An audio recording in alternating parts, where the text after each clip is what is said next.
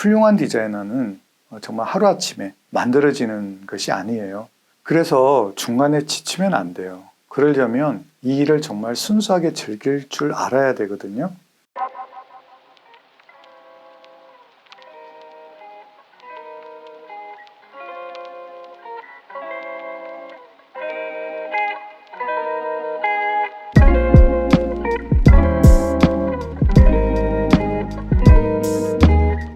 안녕하세요. 저는 패션 디자이너 홍성환이라고 합니다. 저는 로리엣이라고 하는 브랜드를 한국하고 일본에서 동시에 진행을 하고 있고요. 지금은 그 CJ 쇼핑에서 장미셸 바스키아라고 하는 골프웨어 브랜드, 다니엘 크레뮤라고 하는 남성복 브랜드의 크리에이티브 디렉터를 맡고 있습니다. 제가 처음 디자이너가 되고자 하는 꿈을 꾸게 된 거는 고등학교 때였던 것 같아요. 그때 당시가 그런 교복이 없어지고 자율복으로 다니게 된 아주 초창기 시절이었어요. 써니라는 영화 보셨나요? 바로 그 영화의 배경이 된 시대가 고등학교 때 그 시절이에요. 오늘은 무슨 옷을 입지? 또 어떤 신발을 신을까? 이런 고민들도 많이 하게 되고, 그러다 보니까 자연스럽게 패션에 대한 관심이 굉장히 높아졌고, 친구들 사이에서도 굉장히 그걸 인정받게 되고 약간 뽐내게 되고, 그래서 더욱더 어떤 패션에 관심이 생기게 됐던 것 같아요. 그때는 지금처럼 인터넷이나 SNS나 이런 것들이 전혀 없었던 시절이었기 때문에 어떤 패션 잡지를 본다든 백화점이나 의류샵을 돌아다니면서 직접 눈으로 확인하고 그런 방법밖에 없었어요. 그래서 굉장히 부지런했었어야 됐고요. 몇 권의 이제 일본 잡지들을 패션 잡지들을 보게 됐어요. 맨즈 온노라든가 맨즈 클럽 이런 부모님 많이 쪼르기도 하고 그 책값을 잘못 사용하기도 하고 내용은 전혀 모르지만 그 사진, 화보 그런 것들이 너무 좋아서 교과서 공부는 안 하더라도 패션 잡지는 매달 사서 보기 했었죠. 똑같은 남자하고 저희 나이 또래인데 너무 옷을 세련되게 장르에 다르게 아주 잘 입은 그런 모습들을 보고 그때 굉장히 많은 저는 영향을 받았어요. 추후에 이제 그 영향으로 이제 일본으로 유학을 가게 됐고요. 도쿄모드라는 패션 스쿨에서 패션 공부를 했고 그 인연으로 이제 지금도 일본과 비즈니스를 같이 하고 있고요. 2001년에 저 브랜드를 런칭을 해서 서울 컬렉션에 처음 참가를 하게 되었어요. 가장 인상적이고 기억에 남는 패션쇼는 2007년에 오래된 서울역이 있어요. 지금 문화공간이 되었는데 그 닫혀져 있던 서울역에서 처음으로 제가 패션쇼를 하게 되었어요. 우리의 역사의 한 장소에서 제 패션쇼를 하게 된 보람 있고 의미가 있었던 그런 쇼였던 것 같아요.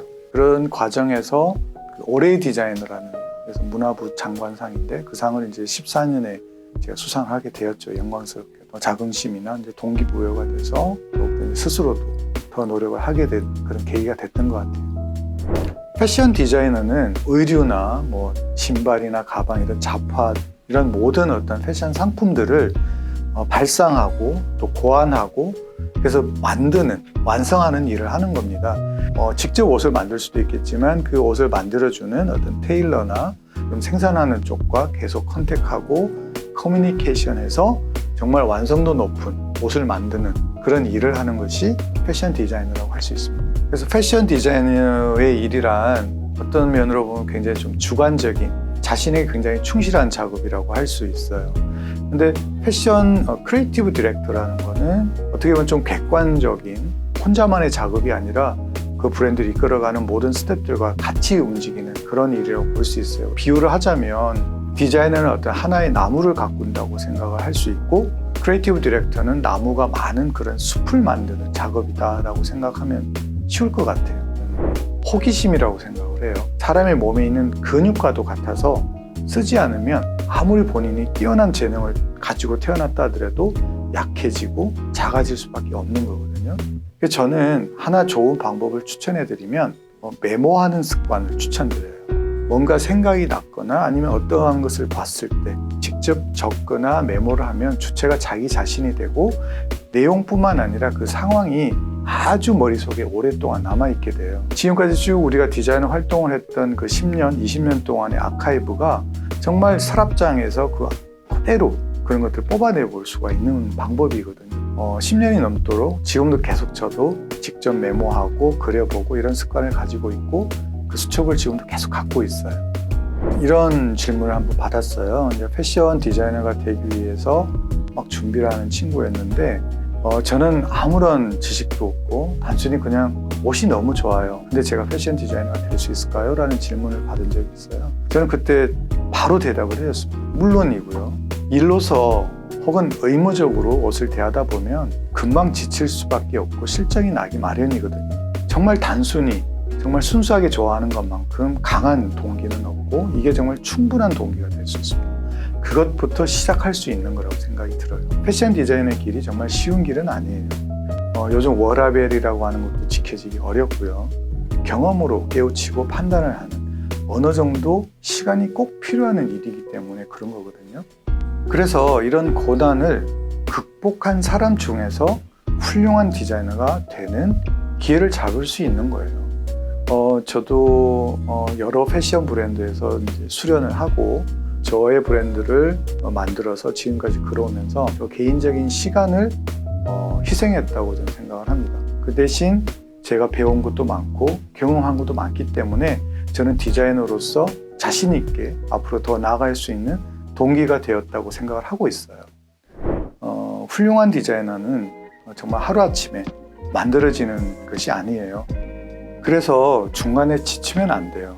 그러려면 이 일을 정말 순수하게 즐길 줄 알아야 되거든요. 산을 오른다고 생각을 해볼게요. 케이블카나 지름길로 올라갈 수도 있겠지만은 이등선, 저등선 이제 산을 골고루 다 보고 올라가면 좀 시간은 더 걸리겠지만 그 산을 완전하게 알 수 있겠죠. 여러분들이 조바심에 빨리 노력하는 것보다는 좀 더 디자인의 길을 즐기면서 경험이 많고 많은 것을 생각할 수 있는 디자이너가 될 수 있을 것 같고 지금 여러분들이 하고 있는 아주 기본적인 학업이라든가 아니면 취미라든가 모든 그런 생활들이 정말 작은 하지만 큰 도움이 되리라 저는 생각이 꼭 들어요. 언젠가 여러분들도 훌륭한 디자이너가 돼서 저와 같이 또 일할 수 있는 그런 멋진 날이 오기를 기대하겠습니다.